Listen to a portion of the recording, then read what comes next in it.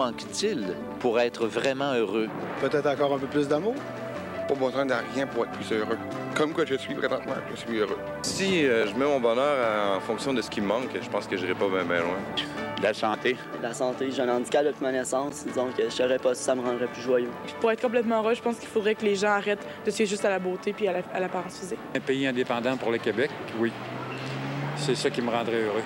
C'est tout ce qu'il me faut. Puis, je sais pas, il faut se contenter de ce qu'on a.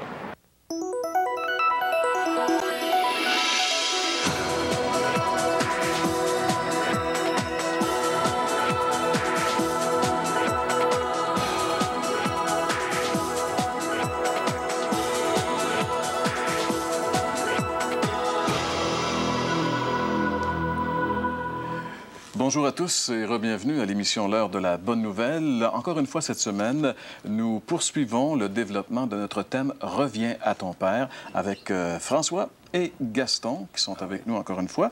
Et cette semaine, le sous-thème, c'est la soif de vivre.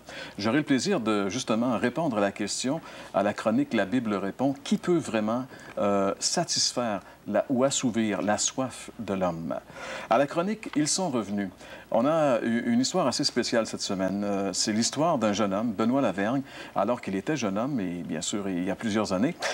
Il avait décidé de vivre cette aventure de jeunesse qu'il avait planifiée, une aventure vraiment spéciale, mais son aventure ne s'est pas terminée comme il croyait qu'elle se serait terminée.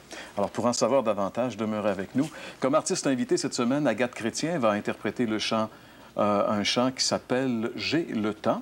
Et c'est Gaston qui va faire le message cette semaine, message sur la soif de vivre.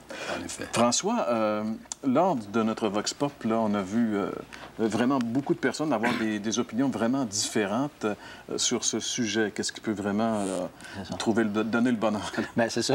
On peut dire, sans se tromper, qu'il y a presque autant d'opinions que de personnes qui ont répondu.